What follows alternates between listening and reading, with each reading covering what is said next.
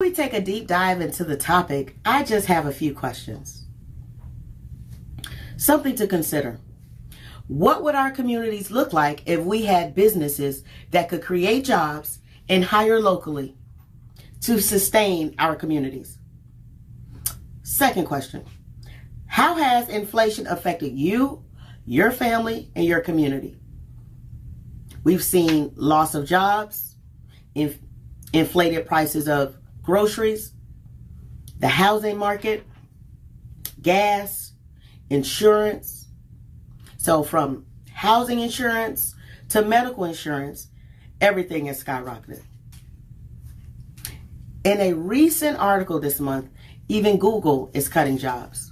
Even with a 15% return, they're still cutting 12,000 jobs.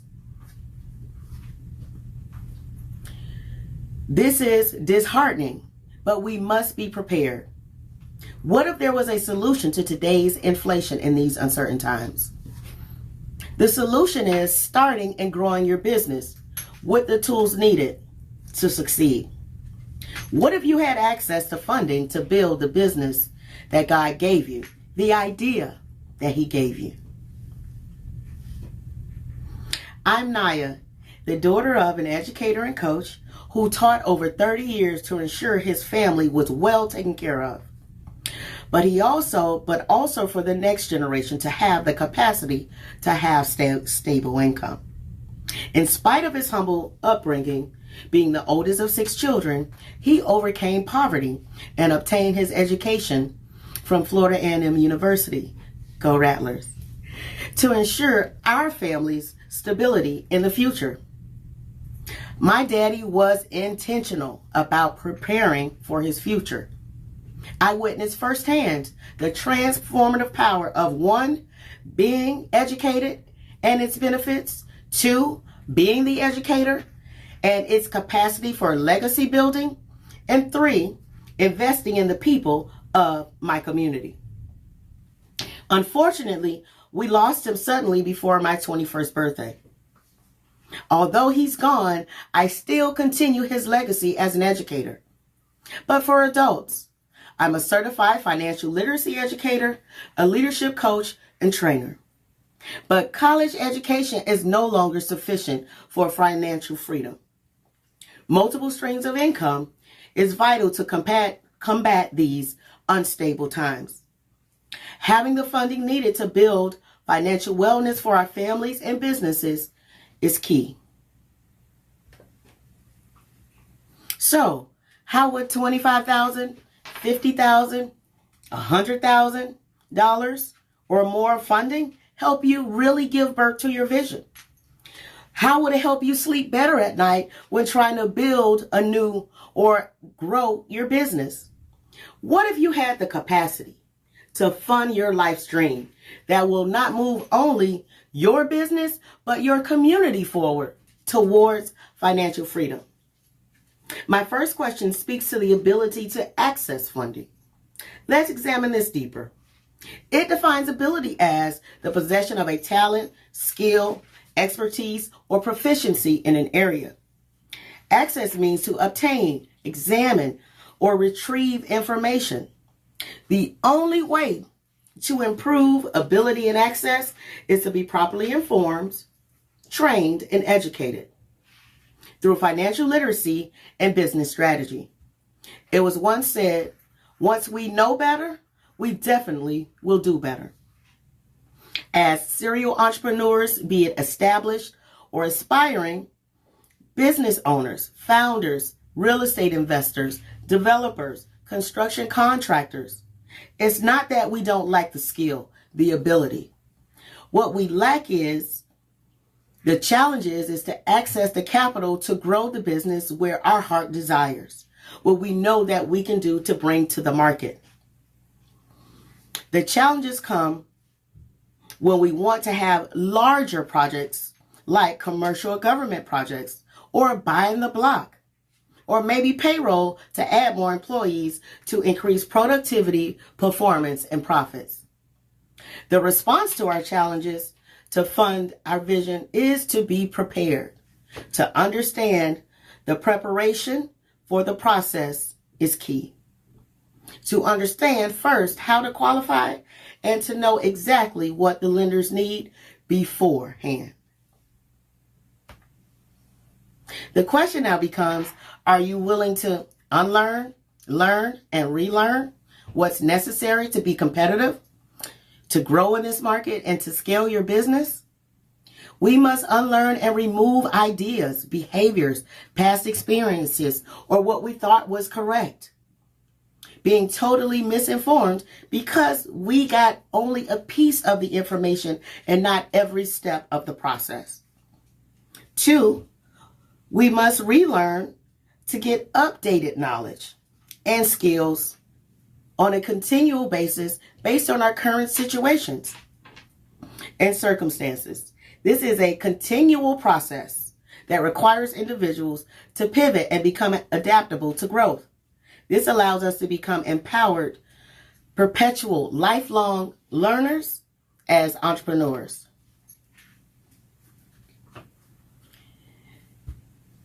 What we need to learn as entrepreneurs is 1, how to leverage our personal credit, to access and build our business credit, to access business funding. Your credit score can position you to invest and by creating multiple streams of income. Understanding the power of your personal credit, did you know that 650 or higher with W-2 income can open the door to start building your business credit, to start opening the door, they have funding for startups? So having the education, having the knowledge helps us make better decisions. Secondly, we must learn the type of funding our business needs. Every business isn't the same. Every business model isn't the same. All goals aren't the same. So let's dig a little deeper about learning the different types of funding, starting with business lines of credit, which there are 2 types which we'll touch on, secured and unsecured. But let's start with defining the business line of credit, which is also called a LOC or a lock, is a revolving loan that gives business owners access to a fixed amount of money, which they can use day by day according to their need for cash. Lines of credit are specifically designed to help businesses finance short-term working capital needs, such as purchasing inventory, repairing equipment, financing marketing campaigns, or making payroll. Those are short-term working capital needs. So the 2 types that we spoke on quickly was the secured business line of credit, which requires business owners to pledge collateral. This collateral may look like accounts receivable or inventory.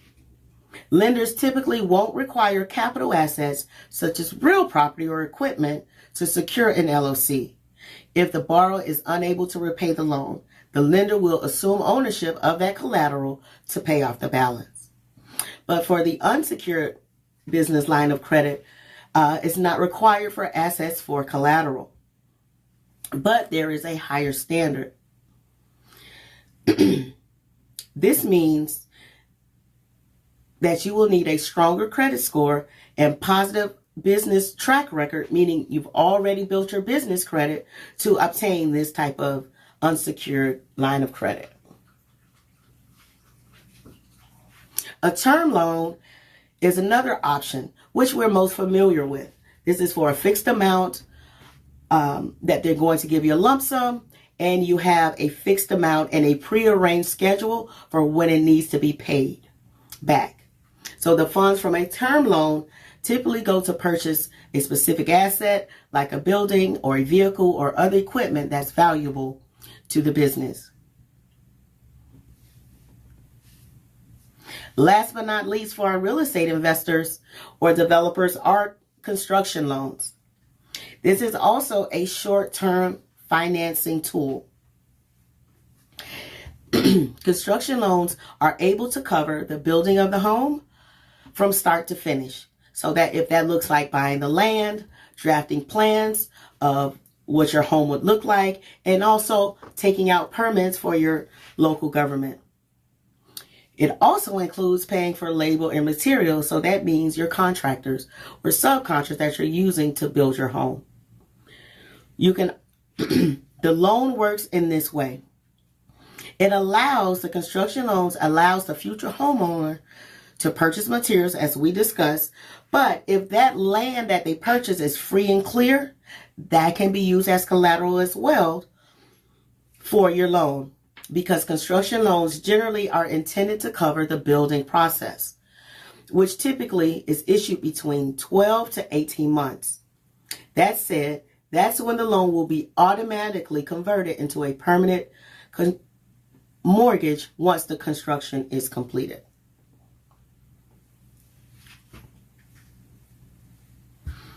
So we just talked about the types of funding that are available and to understand what's needed for your business. But now we will move on to where to locate these funding sources specifically designed for small businesses.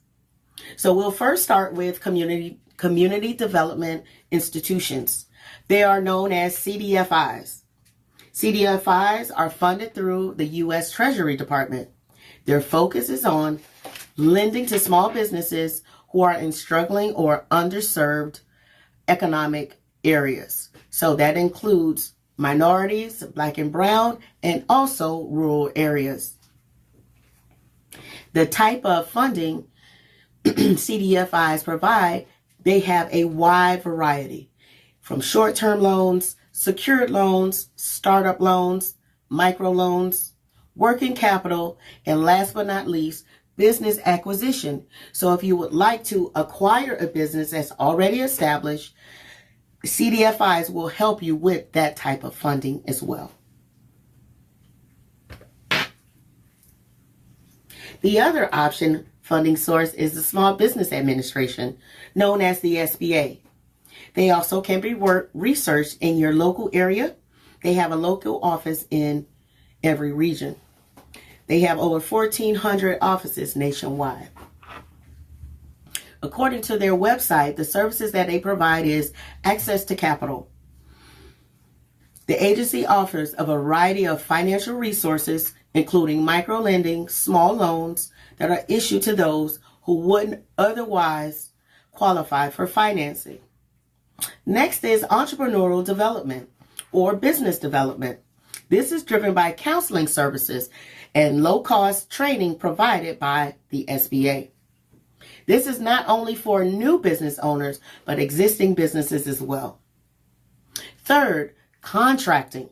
The SBA reserves 23% in government contracting dollars for small businesses, with the help of other federal departments and agencies. The agency guarantees 5% of these contracting dollars for women and 3% for disabled and veterans. Last but not least is advocacy. The agency acts as an advocate by reviewing legislation and policy and protecting the interests of small business owners across the country. This agency also advocates for state and local governments. The other type of funding source is alternative business lending. This normally small businesses utilize alternative sources when traditional sources have been exhausted or denied, like banks, where it has a longer process and they have a stricter regimen of what's required to be approved. So alternative business lending is a type of financing that provides businesses access to capital, which includes different methods of borrowing, such as online term loans and lines of credit, merchant cash advances, equipment financing, and invoice financing. And there are other options as crowdfunding and peer-to-peer. So these alternative lender options can provide quick and easy access to funds for those who may not traditionally qualify for business financing.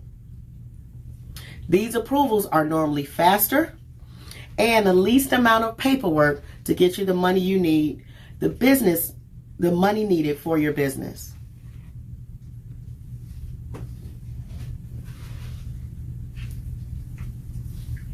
So we talked about what we need to learn. Now let's talk about unlearning some things. So credit or debt is not the enemy. Lenders want to see how well you manage finances, what your credit history looks like as a business owner. So building business credit is needed by creating accounts with vendors and suppliers to show how well you pay bills.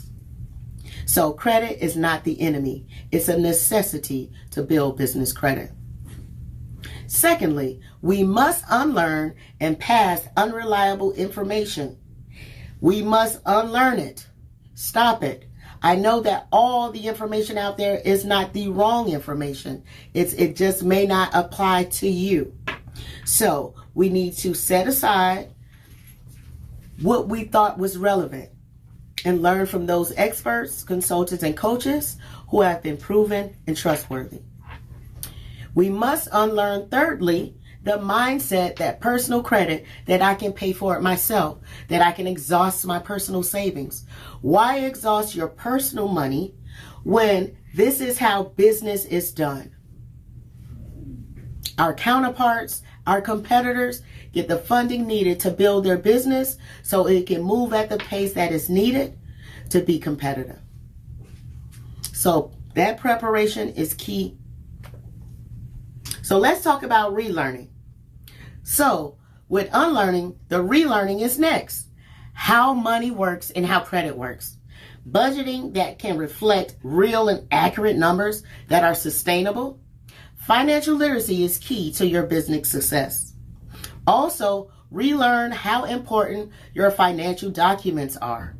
Your supporting documents that are submitted with your application for funding.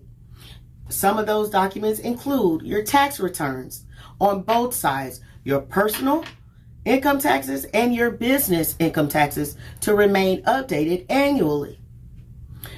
Also important document, profit and loss statements, balance statements, depending on what you would like to call it, but it's a necessity. This is a supporting document.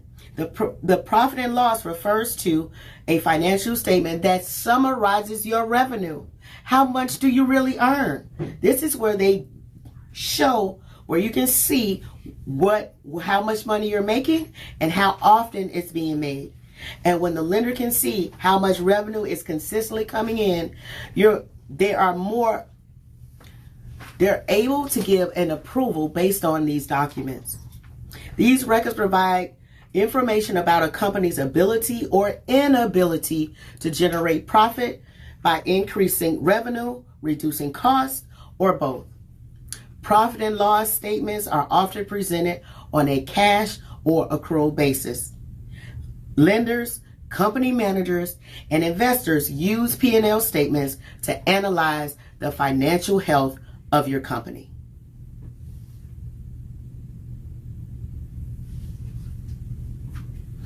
So let's circle back. We started off with Dad. The importance of preparing to take care of your family, to take care of your community. The advice he gave when I was younger still is true. Education is key. But it's a continual education. And entrepreneurship is the next step. And the way to do entrepreneurship well is to have the proper funding. So let's get ready to learn, unlearn, and relearn. Thank you for coming to my workshop. This is Niaya Cason, Business Growth Strategist at Cason Strategies, Management and Consultant. We can be reached at www.casonstrategies.com. Thank you.